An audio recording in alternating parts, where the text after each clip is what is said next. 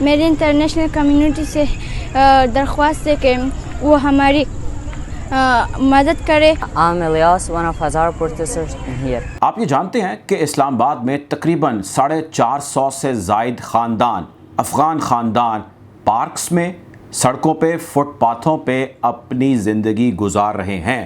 650 سے 700 لوگ شیعہ ہزارہ برادری کے بھی انہی میں ہی موجود ہیں جو افغانستان سے آئے ہیں. انہی لوگوں نے پروٹیسٹ کیا. انہوں نے کہا جی ہمیں 2 مہینے ہو گئے، ہماری کوئی بات نہیں سن رہا، نہ حکومتی نمائندہ آ رہا ہے، نہ انتظامیہ سے کوئی معاہدہ آ رہا ہے، نہ ہمارے پاس کوئی کنسرن بندہ آ رہا ہے، کوئی بات ہی نہیں سن رہا ہماری. پھر ہوا لاٹھی چارج اور کچھ 2-4 جگہوں پہ خبریں بھی اس کی آ گئی. اب یہ بے سر و سامانی کے عالم میں وہاں پر بیٹھے ہیں، نہ ان کے پاس کچھ کھانے کے لیے ہے، نہ ان کے پاس کچھ پہننے کے لیے، نہ ان کے پاس کچھ پینے کے لیے، نہ ان کے پاس وہاں پہ ادویات ہے، نہ ان کے پاس چھت ہے، نہ موسم سے لڑنے کے لیے ان کے پاس کوئی پنکھا ہے کیونکہ وہاں پہ بجلی تک نہیں ہے، ان کے پاس ٹوائلٹ تک نہیں ہے وہاں پہ. بسم اللہ الرحمن الرحیم. السلام علیکم، آپ دیکھ رہے ہیں ویوز میٹر، میں ہوں مرتضیٰ ڈار. آپ یہ جانتے ہیں کہ اسلام آباد میں تقریباً 450 سے زائد خاندان، افغان خاندان پارکس میں، سڑکوں پہ، فٹ پاتھوں پہ اپنی زندگی گزار رہے ہیں، اور ان لوگوں کو یہاں پر آئے تقریباً 2-2.5 مہینے ہو گئے ہیں. ہمارا لوکل میڈیا اس کے اوپر کچھ خاص خبر نہیں دے رہا، کچھ خاموش ہے، ڈیلیبریٹلی خاموش ہے. آپ کے سامنے آج کچھ حقائق رکھوں گا. ان 450 خاندانوں میں تقریباً 650 سے 700 لوگ شیعہ ہزارہ برادری کے بھی انہی میں ہی موجود ہیں جو افغانستان سے آئے ہیں. ان لوگوں کے اندر عورتیں ہیں، بچے ہیں، بوڑھے ہیں، بڑے ہیں، جوان ہیں، ہر طرح کے لوگ ہیں. اور یہ لوگ یہاں پر کس طرح زندگی گزار رہے ہیں، کھانا پینا کہاں سے کر رہے ہیں، یہ اپنی ضروریات کیسے پوری کر رہے ہیں، اپنے صحت بیماری سے متعلق معاملات کو کس طرح نبھا رہے ہیں، کھلے آسمان کے نیچے سخت گرمی میں، سخت تیز بارش و طوفانوں کے اندر یہ چھوٹے چھوٹے 6 ماہ کے بچوں کے ساتھ کس طرح یہاں پر رہ رہے ہیں. انتہائی دردناک کہانی ہے. آپ کے سامنے آج اس کی مکمل تفصیل رکھیں گے، اور آپ کے سامنے کچھ ایکسکلوسیو لوگوں کی جو کانورسیشن ہے وہ بھی ہم رکھیں گے. گفتگو کا باقاعدہ آغاز کرتے ہیں. آپ کو تمام جو ہے وہ صورتحال کے حوالے سے آگاہ کرتا ہوں، چل کیا رہا ہے اور ہو کیا رہا ہے، ذمہ دار کون ہے، مطالبہ کیا ہے اور اب ہوگا کیا. خیر، سب سے پہلی اور اہم اور ضروری چیز یہ ہے کہ جب افغانستان کے اندر طالبان کا ٹیک اوور ہوا، اس ٹیک اوور ہونے کے بعد یا اس کے چند روز پہلے یا اس کے چند روز بعد یا چند ہفتوں بعد تک خاصا پینک تھا. لوگ ڈرے ہوئے تھے. جن کے لیے ممکن ہو سکا، ان کے پاس کچھ پیسہ تھا، کچھ ان کے ریسورسز تھے، کچھ ان کے پاس وسائل تھے، کسی طرح وہ مختلف یا ارد گرد کے جو ہمسایہ ممالک ہیں وہاں تک پہنچ گئے. ان پہنچنے والوں میں سے لگ بھگ 2.5 لاکھ کے قریب لوگ پاکستان کے مختلف شہروں میں آ چکے ہیں. ایک اندازہ ہے کہ 2.5 لاکھ کے قریب لوگ اس وقت پاکستان میں موجود ہیں. ان میں سے کچھ لوگ، چند ہزار لوگ ہیں جو اس وقت اسلام آباد میں پہنچ چکے ہیں. 2.5 مہینے ہو چکے ہیں ان کو یہاں پر پہنچے ہوئے. جو یہ لوگ پہنچے ہیں انہی میں نے عرض کیا کہ 650 سے 700 افغان ہزارہ بھی ہیں جو وہاں سے آئے ہیں. ان لوگوں نے وہاں سے یہاں جو پہنچے، ان کی فیملی کے جو لیڈران تھے، جو بڑے تھے، ان کے کوئی کسی کا باپ تھا، کسی کا بھائی تھا، اس نے اپنی فیملی کو، خواتین کو، بچوں کو، بوڑھوں کو کسی طرح مینج کیا. مختلف رستوں سے، جو خفیہ رستے ہیں جہاں سے سمگلنگ ہوتی ہے بارڈر پہ، وہاں سے ہوتے، ملتے ملاتے، کرتے کراتے، دیتے دلاتے یہاں تک وہ کسی طرح پہنچ گئے. کابل میں بیٹھا کوئی بھی شخص یا کندھار میں بیٹھا کوئی بھی خاندان اپنی عورتوں بچوں کے ساتھ اسلام آباد تک پہنچ سکتا ہے. پہلی بات تو یہ، اور یہ لوگ بیٹھے ہیں یہاں پہ. تو آپ اندازہ کیجئے کہ کوئی شخص اگر خدا نخواستہ تخریب کاری کا ارادہ رکھتا ہو تو اس کے لیے کون سا مشکل رہے گا اسلام آباد پہنچنا. اچھا، اب دوسری چیز یہ ہے کہ جب یہ لوگ یہاں پر پہنچے، ان کے خاندان کے لیڈرز یا ان کے جو سیویئرز تھے جنہوں نے ان کو ریسکیو کیا طالبان کے غیظ و غضب سے، جس قسم کی بروٹیلٹی طالبان نے ٹیک اوور کے فوری بعد شروع کر دی، وہ بچا کے اپنے لوگوں کو، خاندانوں کو یہاں پر لے آئے. اسی طرح ایران میں بھی گئے اور دیگر سینٹرل ایشین کنٹریز کے اندر بھی گئے.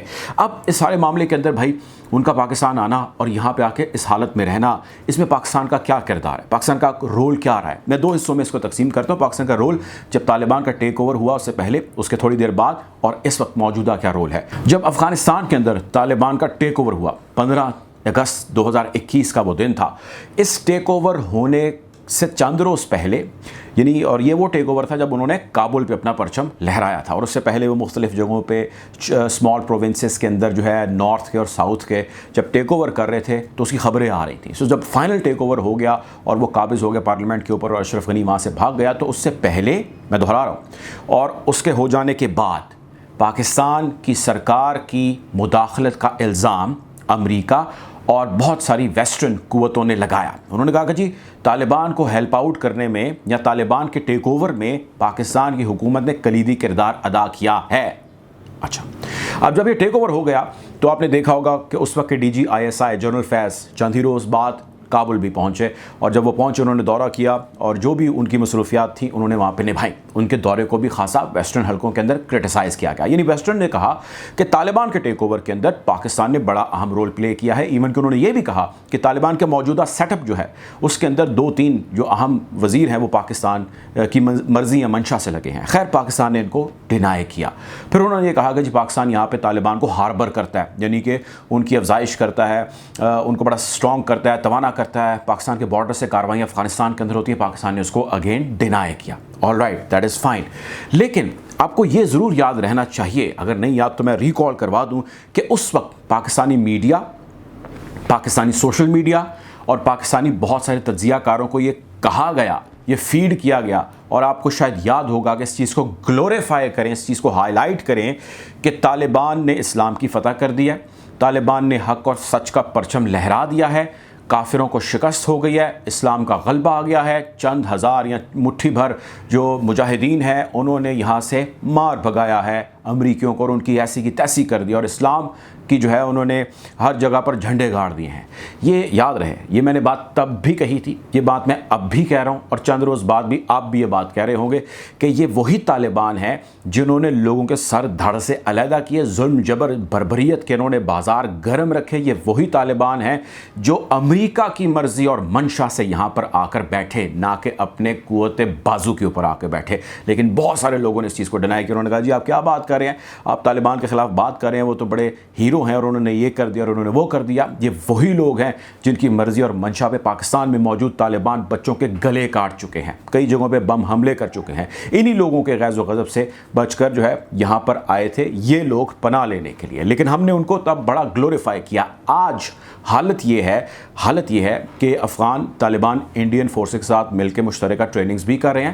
آج حالت یہ ہے کہ ان کے پاس اپنے جو طالبان بڑے غیظ و غضب سے آئے تھے ملک چلانے کے لیے ان کے پاس ٹیڈی پیسہ نہیں ہے. اس وقت وہ اس برے حالات کے اندر ہیں کہ اگر آپ صرف گوگل کریں اور جا کے دیکھیں کہ طالبان عوام کس حالت کے اندر یا افغان عوام کس حالت کے اندر رہ رہی ہے تو آپ کے رونٹے کھڑے ہو جائیں گے. یعنی افغانستان کو چلانے کے لیے $9 ارب درکار تھا. $9 ارب میں سے انہوں نے ابھی پھوٹی کوڑی نہیں دی، اور جس پیسے دینے کا انہوں نے وعدہ کیا وہ ابھی تک لیکویڈیٹ نہیں ہو پایا. اتنے وہ دے دیتے ہیں کہ جی آپ ڈبل روٹی کھا لیں، انڈے کھا لیں، اور صرف ایک ٹائم کے کھانے سے زیادہ ہم آپ کو الاؤ نہیں کریں گے. تو خیر وہ ان کا مسئلہ ہے یا وہ قصہ پارینہ ہے اور وہ چلتا رہے گا، اور وہ ہماری دعا ہے ان کے ساتھ کہ ان کی حالت زار بہتر ہو. لیکن اس وقت جو ہماری حکومت نے رول پلے کیا، جس قسم کا ان کو گلوریفائی کیا، آج ہماری حکومت انہی کے لوگ جب یہاں پر اللیگل طریقے سے آ چکے ہیں، یہاں پر بیٹھے ہیں، ان کے اوپر خاموش ہیں، کوئی لب کشائی نہیں کر رہے. اب سے 3-4 روز پہلے انہی لوگوں نے، جن کا میں ذکر کر رہا ہوں آپ سے، جو یہاں پہ فٹ پاتھوں پر بیٹھے ہیں، انہی لوگوں نے پروٹیسٹ کیا. انہوں نے کہا جی ہمیں 2 مہینے ہو گئے، ہماری کوئی بات نہیں سن رہا، نہ حکومتی نمائندہ آ رہا ہے، نہ انتظامیہ سے کوئی معاہدہ آ رہا ہے، نہ ہمارے پاس کوئی کنسرن بندہ آ رہا ہے، کوئی بات ہی نہیں سن رہا ہماری. اچھا میں آگے چل کے بتاتا ہوں ان کا مطالبہ کیا ہے. لیکن غور طلب چیز یہ ہے کہ ان لوگوں نے پروٹیسٹ کیا ٹورڈز دی ریڈ زون جو اسلام آباد کے اندر موجود ہے، اور ان پہ ہوا زبردست قسم کا لاٹھی چارج. اب جو انہوں نے پروٹیسٹ کیا وہ انہوں نے اپنی ڈیمانڈز کو سامنے رکھتے ہوئے کیا. ڈیمانڈ ان کی یہ ہے کہ حکومت پاکستان یا کوئی انٹرنیشنل باڈی جس میں EU کا ذکر کرتے ہیں یا یونائٹڈ نیشن کا ذکر کرتے ہیں یا ویسٹرن پاورز کا وہ ذکر کرتے ہیں، وہ کہتے ہیں بھائی کوئی ہماری داد رسی کرے، کوئی ہمیں ہاتھ پلہ پکڑائے، ہمیں افغان ریفیوجیز ڈکلیئر کیا جائے، ہمیں کسی پراپر کیمپ کے اندر رکھا جائے، ہمیں کچھ پیسے دیے جائے، ہمارا کچھ تو کریں، اب ہم یہاں مر جائیں گے. ان کا مطالبہ بیسیکلی یہ ہے. وہ نہیں سنا گیا 2 مہینے سے، تو انہوں نے مارچ کیا ٹورڈز ریڈ زون. پھر ہوا لاٹھی چارج اور کچھ 2-4 جگہوں پہ خبریں بھی اس کی آ گئی. لیکن میں دہرا رہا ہوں کہ یہ وہی لوگ ہیں جو وہاں سے بچے، عورتوں، بوڑھوں کے ساتھ نکلے اور یہاں پر پہنچ گئے، جن میں زیادہ تر تعداد میں نے عرض کیا کہ افغان شیعہ ہزارہ کی ہے. اچھا اب یہ بے سر و سامانی کے عالم میں وہاں پر بیٹھے ہیں، نہ ان کے پاس کچھ کھانے کے لیے ہے، نہ ان کے پاس کچھ پہننے کے لیے، نہ ان کے پاس کچھ پینے کے لیے، نہ ان کے پاس وہاں پہ ادویات ہے، نہ ان کے پاس چھت ہے، نہ موسم سے لڑنے کے لیے ان کے پاس کوئی پنکھا ہے کیونکہ وہاں پہ بجلی تک نہیں ہے، ان کے پاس ٹوائلٹ تک نہیں ہے وہاں پہ. تو ان کی حالت ازار کے اوپر اب میں کیا آپ کے ساتھ جو ہے وہ ڈسکشن کروں، لیکن وہ قابل رحم ہے ان کی حالت. ہمارے نمائندے وہاں اسلام آباد میں موجود ہیں، انہوں نے کچھ لوگوں سے بات کیا، پہلے وہ سن لیں ان کی حالت ازار.